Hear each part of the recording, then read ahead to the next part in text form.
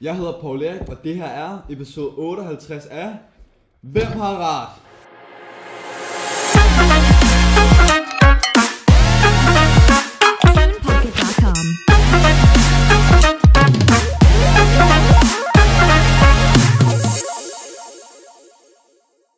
Som sagt, så hedder jeg Paul Erik, og jeg er vært på Hvem har ret? I dag så skal vi snakke om en af Danmarks mest anerkendte forfattere, rent faktisk Tove Ditlevsen. Vi dykker ned i hendes forfatterskab, og særligt hendes novelle Guldregn. I studiet har vi en ekspert og en kritiker, som vil diskutere hendes betydning og hendes stil. Lad mig præsentere vores første gæst, ekspert Asger Solvind. Ja, tusind tak for velkomsten. Det var meget god velkomst. Jeg er super glad for at være her i dag. Som sagt, jeg har forsket lidt i Tove Ditlevsen og hendes litterære stil igennem rigtig mange år. Jeg er kæmpe fan af hende, og jeg glæder mig rigtig meget til at dele min viden og mine diskussioner omkring hendes værker og hvad hun har lavet igennem tiden. Og trods alt også det her værk, som er et rigtig godt værk, synes jeg. Yes. Og den anden gæst, vi har i studiet i dag, det er vores kritiker, Claus Mørk. Tak for det. Jeg er meget spændt på at være med i dag og sådan, komme til at have en rigtig god samtale og diskussion om Tove Ditlevsen. Og jeg kunne forstå på dig, Asger, at du rigtig godt kan lide hende, og det kan jeg ikke. Jamen, så, jeg er kæmpe fan af hende i hvert fald. Det kan jeg så overhovedet ikke forstå. Men det er jo det, vi skal... Jeg skal prøve at gøre dig fornuftig i dag i hvert fald. Lad os bare sige det sådan. Jamen, det er jo godt at høre, drenge. Lad os starte med en kort introduktion. Hvem var Tove Ditlevsen egentlig? Jamen, Tove Ditlevsen, så den tager jeg lige her, fordi du er jo ikke så stor fan af, så du kommer nok til at... Hun er født i 1917. Hun voksede op i arbejdskassemiljø på Vesterbro. Det er jo noget, jeg også har fundet ud af her, ved at dykke ned i sagerne, ikke ligesom dig, Claus Mørk. Jamen, hendes forfatterskab, det bærer præg af hendes personlige oplevelser. Hun er særligt temaerne som ensomhed og sådan noget. Hun er meget sådan kvindernes rolle i samfundet og en psykisk sårbarhed. Det synes jeg er meget sådan flot at kunne sætte ord og uddybe sine tekster og sådan noget. Hun skriver både romaner og noveller og digte, og hun er kendt for sin ærlige og rørende stil. Det synes jeg er meget bæret og kan få et indblik i. Selvom hun i sin samtid ofte blev set som en lidt ufin, eller en lidt anderledes forfatter, har hendes værker fået en renaissance, og det bliver i dag hyldet som nogle af de vigtigste i dansk litteraturhistorie. Og så vil jeg jo lige pointere i dag, hun blev jo 58 år, og det var jo episode 58 af Hvem har ret? Det må vi jo sige, det er jo rimelig sjovt, at vi lige får det koordineret på samme tid. Ja, det er rigtig sjovt, og jeg er jo faktisk bare lige igen ved at egentlig sige tak, Paul Erik. Super glad for, at vi må være her. Hun var jo en forfatter, der ofte blev romantiseret. Mange ser hende jo som en meget ærlig stemme fra arbejderklassen, men altså, hendes tekster kan jo ligesom også godt ses meget, sentimentale og måske sådan lidt dystre på en eller anden måde, som grænser næsten helt til det depressive, vil jeg jo så sige, er en lidt sådan, det kan jeg ikke så godt lide, fordi at når jeg læser, vil jeg jo meget gerne blive glad, og synes, det er meget spændende, det jeg læser, jeg vil simpelthen ikke få en fornemmelse af, at jeg bliver simpelthen helt ked af det. Men netop den skildring af kvinders indre liv, det er jo noget, det er jo noget af det smukkeste, man kan få et indblik i, den stil, som hun skriver i, at hun udtrykker sig omkring hendes fortid og hendes barndom og hendes ungdom, og hun, alle de der ting, som hun virkelig dykker meget ned i. Hun er jo også blevet en af de mest internationale bestsellers, og hendes noveller bliver fortsat i dag analyseret af rigtig mange og elsket, både internationale forskere og litteratur. Alt sådan nogle, der er virkelig bred glæde omkring hendes litteraturværker og sådan noget.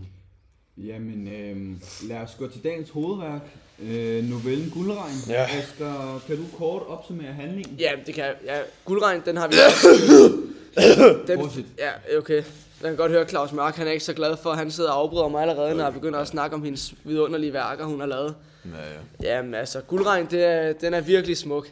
Det er virkelig et godt værk, synes jeg. Det handler om et barn, der lever i en ikke så god fungerende familie, hvor moren er følelsesmæssigt distanceret og Og faren er fraværende, hvad laver, altså Claus Mørk, han sidder her i... en smøg. Ja, okay, prøv, altså, han er så ligeglad omkring den her. Barnet finder trøst i naturen, og særligt i guldregnens blomster. Det er jo en speciel, lille, fin blomst. Men denne flugt, altså sådan, som hun snakker om, der er fra virkeligheden, viser at være forgæves. Altså, det er virkelig... Ja, men altså... Men det, der er mit problem med hendes stil, det er jo ligesom, at hun trækker simpelthen altså, konstant på det samme tema om barndomstraumer. Altså, jeg føler, at mange af de tidligere forfattere, mange kanonforfattere for eksempel, de er rigtig gode til at skrive om andre ting, hvor Tove Ditlevsen meget skriver om det samme, hvilket jeg ikke synes så godt om, da man ligesom, jeg føler ikke, det er så originalt. Det kan godt være, at hun finder sin egen stil, men man kan også godt prøve at springe ud i nogle andre ting. Altså jeg kan jo selvfølgelig godt forstå, at folk synes, det er meget stærkt, det hun skriver, men det satan ned med også for forudsigeligt, altså, ja. Ja, men altså nu vil jeg så gerne sige, altså hendes, det med, at hun gentager temaerne, og netop hendes styrke og sådan noget, det synes jeg, altså det er virkelig noget, der er godt for hende. Altså hun formår at skildre sådan der, det menneskelige smerte, glæde på en måde, som der virkelig gør hendes værker til noget godt, synes jeg. Hun formår virkelig at få sat ordentlige ord på tingene og ind i en god sammenhæng og sådan noget, sådan så det ikke er for, jeg føler bare, for dystert og kedeligt, som jeg du ved siger. ikke, jeg synes slet ikke, du har ret, men altså ja, det er jo sådan, det må være. Altså, der er jo selvfølgelig nogen, der ikke er lige så belærte som os ældre, at jeg ved jo godt, du er jo lidt en hippie, hedder det måske? Ja, en hippie. Jeg ikke sige, jeg vil bare sige en... Nej, det er, hvad du er. Tove Ditlevsen nørd, vil jeg mere kalde mig. Engageret i hendes gode værker. Der er ingen for lige at bryde ind her. Nu vil jeg mene, at nu skal vi have en reel diskussion. Hvad vil I mene? Er Tove Ditlevsen en af Danmarks største forfattere, eller er hendes status overvurderet? Det er lige at holde din kæft, det er min tur. Jamen, jeg synes egentlig, hendes tekster, som sagt, de er simpelthen for tunge og for depressive. Altså, det er jo selvfølgelig meget vigtigt, det der med, at hendes skrivestil jo næsten er selvmedlidende. Altså, men altså, jeg får simpelthen stress, når jeg læser dem. Altså, jeg sidder der og kigger, og jeg får simpelthen lyst til at tage en kniv på pulsåren. Altså, så det er jo simpelthen helt forfærdeligt. Hun maler jo et billede af verden uden håb, hvor hendes karakter altså lider, og det er meget ensporet, som sagt. Det er jo for helvede, det er det samme, hun skriver gang på gang, og jeg er ved at blive træt af det, og det kan jeg næsten blive rørt over her. Kan vi lige tage 5? Ja, nej, det er lige før. Kan jeg få en smøg til? Ja, det kan du bare have over at tage. Ja. Men det er jo netop det, synes jeg, at hun er så ærlig, og at det er så rørende. Mange kan spejle sig i hendes tekster. Det er nemlig det, der gør, at hun er så kendt og stadig bliver læst den dag i dag. Der er mange, der virkelig kan se noget i hendes tekster, og hendes mor skildrer den smerte og den sociale sådan, hvad kan man sige, uretfærdighed, som der virkelig er. Det gør hun på en helt fantastisk måde i hendes litterære værker. Hvis man ser på hendes romaner og digte, så er der en virkelig stor udvikling i hendes forfatterskab, hvor hun ikke kun dvæler ved mørket, men også viser sådan forskellige, hvad kan man sige, nuancer, beskrivelser af forskellige menneskelige relationer, som man kan skabe. Det er sgu da virkelig en smuk måde. Okay, så vi har 2 synspunkter her. Claus mener, at Tove Ditlevsen gentager de samme dystre temaer. Og du, Asger, du argumenterer for, at hendes stil netop er det, der gør hende så tidsløs og relevant. Men lad os også lige se på hendes indflydelse. Mange forfattere i dag nævner hende som en inspiration. Vil I også mene, at vil vi have de samme typer forskellige?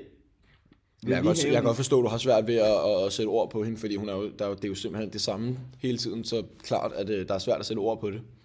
Jo, men lad mig lige... Nej, men det er jo netop også hendes konsekvente stil, der virkelig gør hende til noget stærkt, må jeg bare sige. Altså det... Ja.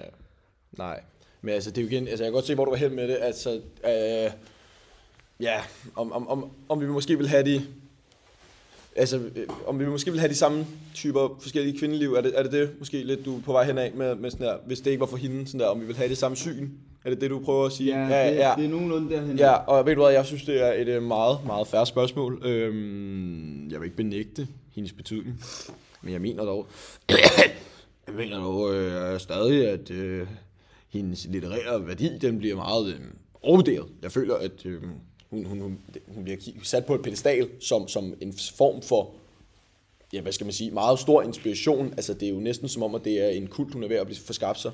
Altså, og det synes jeg jo simpelthen ikke er i orden, at hun er meget hun overskygger meget andre, føler jeg. Og der er mange andre, man også kan selvfølgelig se op til.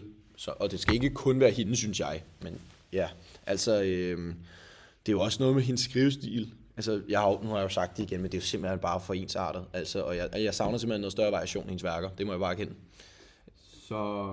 Ja, men altså, hendes stil, den er smuk. Altså, den gør hende virkelig... Altså, hun kan virkelig finde ud af at skrive hendes værker. Det var jo det, jeg sagde, det der med, at hun bliver romanterer hende, altså. Ej, men altså, det er virkelig... Hun skriver om kvindeliv, eller hun gjorde. Hun er jo desværre ikke i dag. Nej, ved du hvad, det er måske meget godt, egentlig. Ja, det vil jeg så ikke sige. Nej, ved du hvad, Nu synes jeg også, at den grove tone, den er ved at komme lidt. Ja. Nej, for helvede.